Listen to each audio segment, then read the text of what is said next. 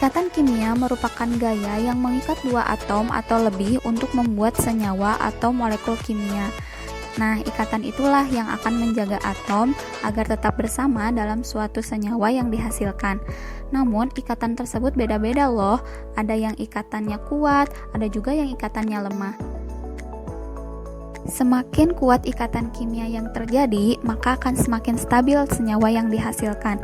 Pun sebaliknya, semakin lemah ikatan kimia yang terjadi, akan semakin tidak stabil senyawa yang dihasilkan, sehingga ia akan mengalami reaksi lain untuk membuatnya lebih stabil. Nah, dalam pembentukannya, ikatan tersebut dipengaruhi oleh elektron valensi. Elektron valensi merupakan elektron yang berada pada kulit terluar suatu atom.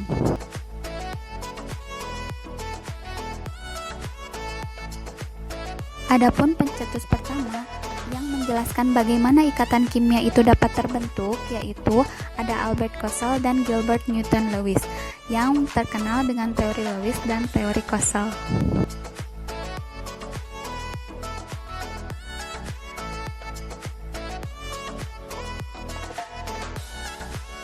Teori yang pertama yaitu teori Lewis. Dinamakan teori Lewis karena teori ini datang dari profesor fisika dan kimia dari Amerika Serikat yaitu Gilbert Newton Lewis pada tahun 1916 di dalam artikelnya The Atom and the Molecules. Kamu juga akan mengenal yang namanya struktur Lewis, yaitu langkah awal untuk menentukan bentuk molekul. Kamu bisa lihat pada contoh gambar. Di sini terdapat ada atom litium, atom oksigen, dan atom neon yang dikelilingi simbol titik. Nah, simbol titik ini merupakan jumlah elektron valensi dari masing-masing atomnya.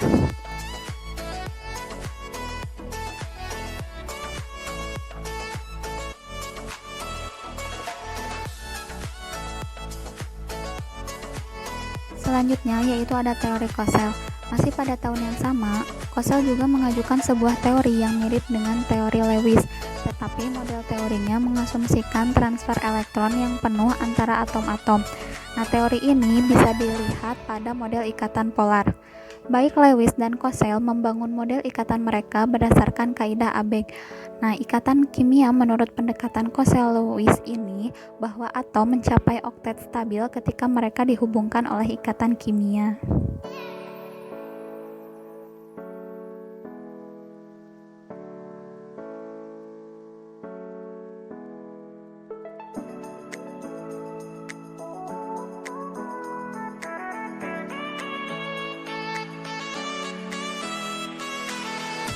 Adapun jenis-jenis ikatan kimia sendiri yaitu ada ikatan ionik, ikatan kovalen, dan ikatan logam.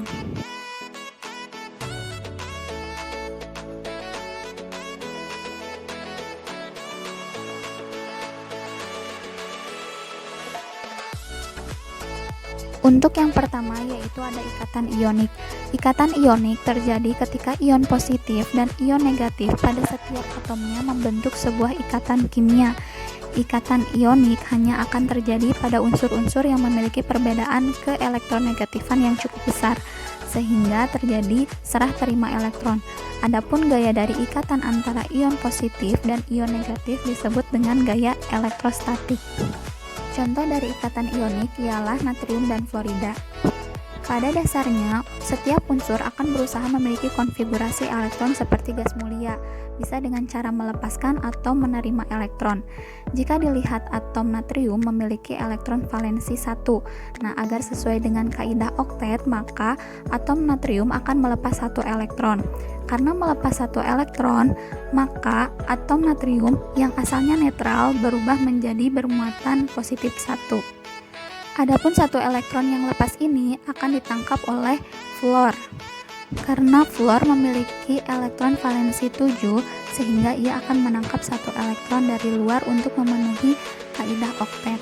Karena fluor menangkap 1 elektron, maka fluor yang asalnya netral berubah menjadi muatan negatif 1.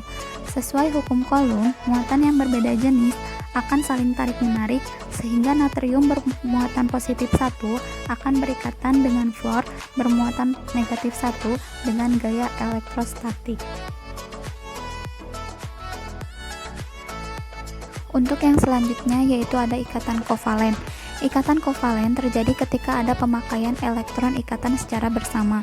Ketika ikatan kovalen terjadi, maka kedua atom yang berikatan tersebut akan tertarik pada pasangan elektron yang sama. Syarat terjadinya ikatan kovalen yaitu yang pertama terjadi antara unsur-unsur non-logam. Kemudian yang kedua terjadi jika perbedaan keelektronegatifan antara unsur-unsur yang berikatan itu kecil. Nah, berdasarkan banyaknya elektron yang digunakan saat kedua atom berikatan, ikatan kovalen dapat dibedakan menjadi 3 ikatan, yaitu ada ikatan kovalen tunggal, ikatan kovalen rangkap 2, dan ikatan kovalen rangkap 3. Contoh dari ikatan kovalen yaitu ada senyawa H2.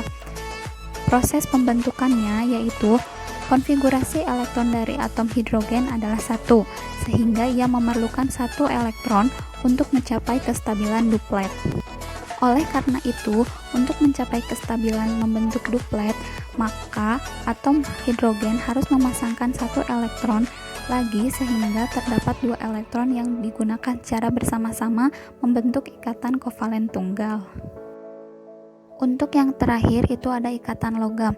Atom logam memiliki elektron valensi yang relatif kosong.